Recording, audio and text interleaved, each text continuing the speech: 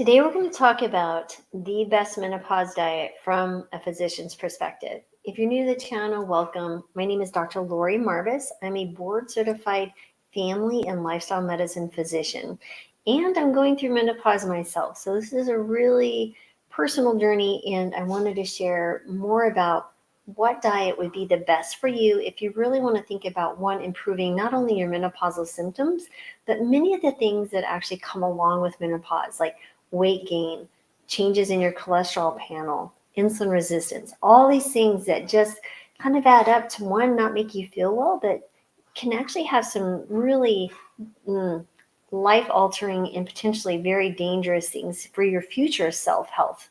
Right? We really want you to be healthy as we go into these latter years of our life. And this is one way to do it. So if you're familiar with me and my channel, of course, you know I'm going to be all about eating more fiber. And where does fiber come from? Well, it comes from plants. So a whole food plant-based diet is really, in my perspective, something that's going to be very helpful for menopause. One, not only does it prevent and decrease your risk for chronic disease, but it improves and potentially reverses any chronic disease that you may be dealing with. And I have had patients lose anywhere from 5 pounds to 350 pounds by just changing their diet. Because when you feel better, you move more, you sleep better, your mind's better, your relationships are better. So many things improve by just changing what's in the end of your fork. So why would a plant-based diet be better for menopause symptoms? Well, let's jump onto it. So remember, menopause is where, by definition, is where you're no longer having periods for 12 months. But what I'm talking about is perimenopause. Maybe you're having some fluctuations, some craziness, middle of this journey, this menopause journey. You haven't quite hit the 12-month mark where you've not had any periods, and even post-menopause. But this diet is helpful for men and women, but we're going to be talking mostly about around menopause right now. So number one, it can help reduce hot flashes and night sweats. Now, I've actually been eating a whole food plant-based diet for over 12 years now. And my mom and my grandmother had severe menopausal symptoms for well over a decade. So I already knew that I was probably walking into a genetic trap, just it's going to be difficult. So I did have some hot flashes. And when they came, they were pretty intense, but they weren't, every hour. Like some women are just suffering from them all the time. I maybe have a couple a day, but it was enough that it got my attention. But one thing that you can absolutely see benefit is that these hot flashes and night sweats, right? These are also called vasomotor symptoms. And they really are, for many women, the most common and bothersome symptoms of menopause. And so research indicates that when you use a plant-based diet, especially one rich in soy, and then I'm talking about the whole bean soy product, like soybeans, tempeh, or edamame, that's the actual whole soybean. You're going to get a higher dose of what we call isoflavones. And there's a particular type of isoflavone or phytoestrogen that has been really beneficial in lowering your hot flashes and night sweats. And so approximately about half a cup per day is where you'll see a dramatic improvement. And I've certainly made adjustments because I was drinking more soy milk and tofu as my soy, which you can still get that. But I started adding soybeans, for example. I know it sounds crazy, but to my morning smoothie, because soybeans have kind of a sweet flavor. But you can also get some frozen edamame and heat that up, steam it. You can use that. You can also use tempeh. I had tempeh ready today as well. So just thinking about that. But when you increase your soy intake, you can see an upwards of an 84% reduction and moderate to severe hot flashes. So that is dramatic. And I would say it's going to probably take you about 12 weeks to see those benefits. Next, it improves your cardiovascular health. I think there's an abundance of evidence, contrary to what you might hear people saying, oh, a keto diet or carnivore diet, you'll lose weight, Let's talk about actual evidence. When you see that you eating an anti-inflammatory diet, one that's zero cholesterol, one that's low in saturated fat, you're going to see improvements in your cardiovascular health. Cholesterol levels improve, your blood pressure improves, you lose weight, you decrease inflammation. All of those things are very important when you're looking at cardiovascular risk. My biological father had his first heart attack at 38. My mom's dad died at 46 with his first and only heart attack. So cardiovascularly, I'm paying attention to what's going on here. And I will tell you, with menopause comes some fluctuation in your lipid profile. So every time I've ever had a cholesterol panel done, my LDL has been under 100. Actually, closer, it's been as low as 60, somewhere in the 70s. That's where it's been most of all my life that I've ever checked. When I started having these menopausal transition about 8 months ago, I mean, granted, there was some perimenopause, but all my labs still looked good.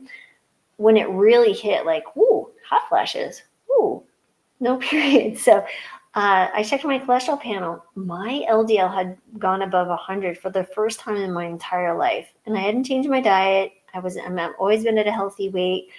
So I had to adjust some things. I chose to actually do a few different things, again, increasing the soy and some other things, but I decided to go on menopausal hormone therapy, and that has been a game changer for me. My cholesterol also did drop again. So with this, if you already have a high cholesterol and LDL that's elevated and you have high inflammation, then you hit menopause, it's going to just accelerate any cardiovascular risk profile. And you will see that in the evidence that after menopause or during this perimenopausal, menopausal phase, women's cardiovascular risk come up to and are on par with men. But before that, we have lower risk. So that lack of estrogen absolutely is critical. So we need to do everything we can to actually improve that. So I've also had cases using my cholesterol lowering protocol that I've come across and developed, which I hadn't been doing before. I could have probably done that as well. But some people actually create more LDL and they recycle it really well, even if you're not eating cholesterol. And you'll see this cholesterol just staying high. Part of the protocol is increasing certain amounts of soluble fiber, right? So we want to grab hold of that cholesterol as it's being recycled and escort it out, right? That you're producing naturally. Your body makes about 80% of your cholesterol. The other 20% usually comes from dietary sources. But if you cut out the dietary, well, you're still making some. And so what we want to do is improve the ability of our body to remove it through the waste. But also there's other things that are obviously factors in increasing triglycerides and LDL. There's many other things, but that is a simple tweak that you can do. But anyway, when you have improved body composition, you're going to see an improvement in your cholesterol as well. So moving that along, let me get down here.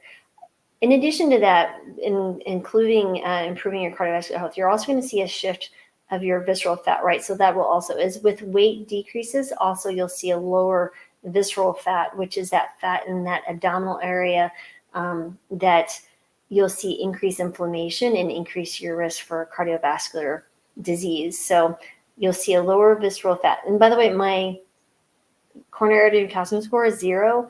I had a DEXA scan that measured my visceral fat. It's almost non-existent. So I still saw an increase in my LDL with menopause. So it absolutely has an effect. I'm an N of 1, and the research does prove that as well. But anyway, whole food plant-based diet is going to improve all those factors across the board. So if you're eating a standard American diet first and you move over to whole food plant-based diet, that's going to be a huge shift. And sometimes, in many cases, that'll be enough to get your cholesterol where you want it. That LDL, we need it below 100 and sometimes even push lower if you have any evidence of cardiovascular disease like hypertension or if you have plaque already laid down in your arteries. Next, number 3 is it promotes healthy weight management.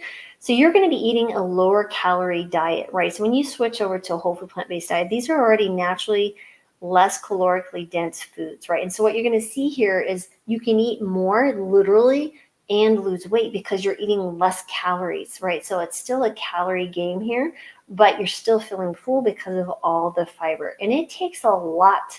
If you're eating whole plant foods and you're staying away from the more calorically dense ultra processed foods and you're not eating a ton of, let's say, nuts, butters and stuff, I try to keep that to maybe a quarter cup a day because they're still very important to have healthy fats. And they do help lower cholesterol, by the way, nuts and seeds in their raw form. But what you want to see here is you will see a shift to lowering weight. And that alone will help. We understand that helps inflammation, that helps your insulin sensitivity and such.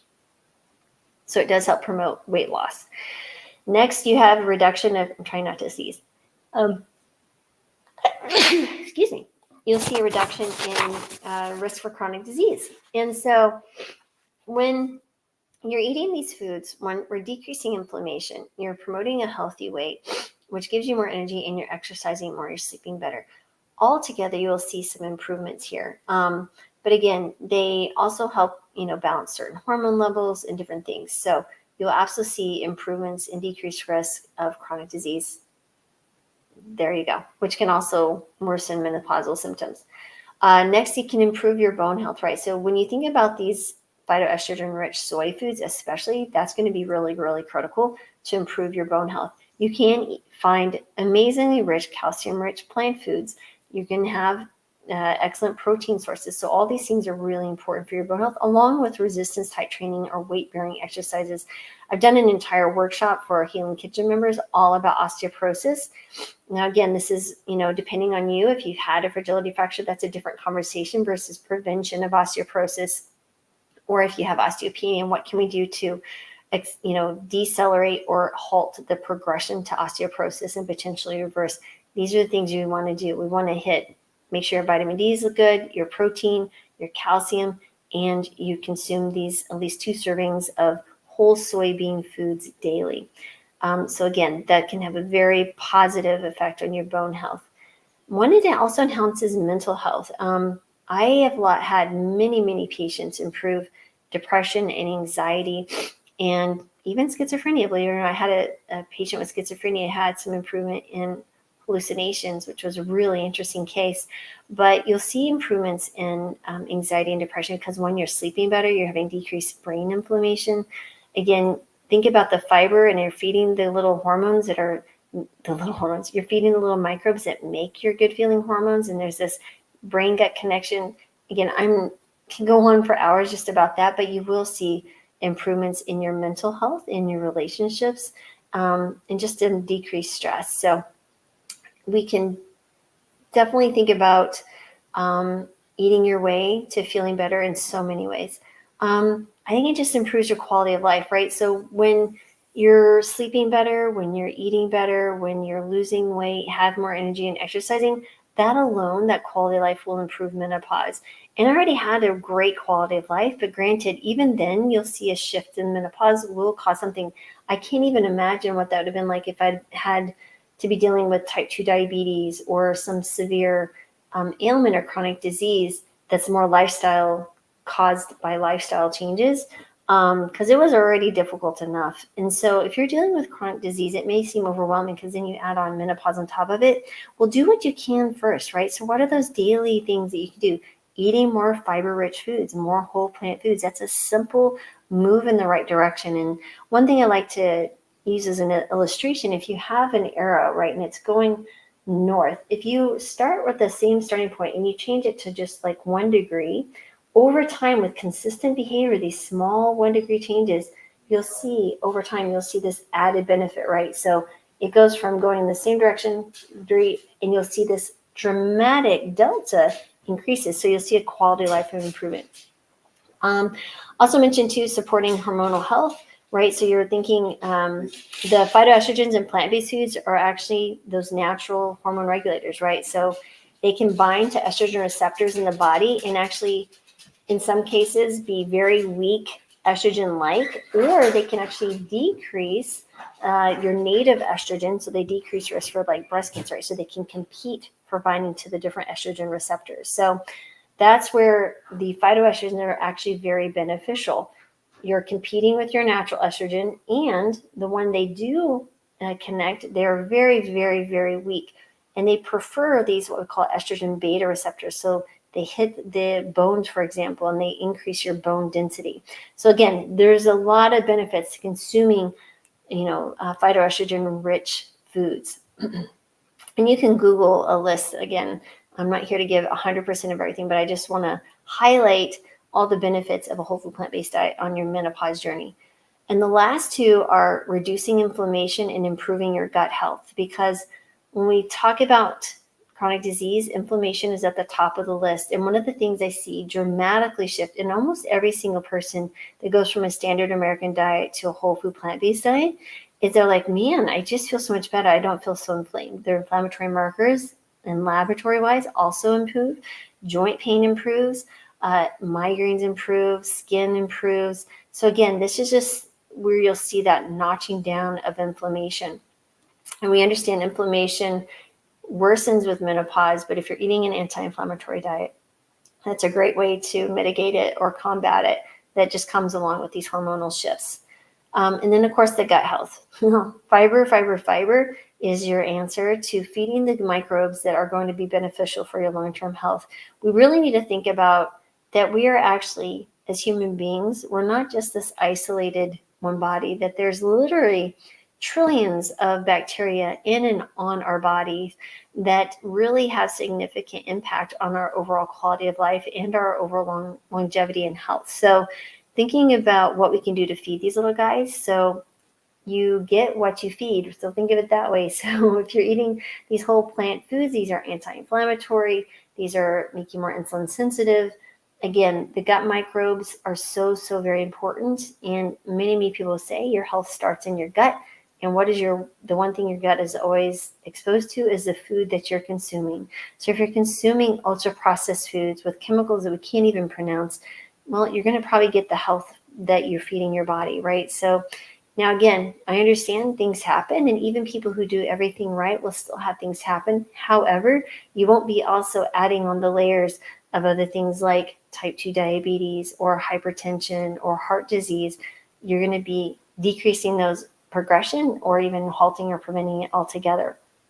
So I hope you found that helpful. Is just, again, the benefits are going to be, let me just scroll through, reducing hot flashes and night sweats, improve cardiovascular health, weight management, reduction of chronic diseases, improvement of your bone health, enhancing your mental health, improving quality of life just in general, supporting hormonal balance, reducing inflammation, and improving your gut health. So lots of good things there. I hope you found this beneficial. And by the way, if you're struggling with menopause and weight gain, or just dealing with, let's say pre-diabetes or type 2 diabetes, and you really want to figure out what's going on, you're dealing with cholesterol, and maybe you've just been on this plant-based diet and you're still struggling to lose weight, or maybe you're not. Maybe you're new to the whole food plant-based diet or just struggling with weight loss in general.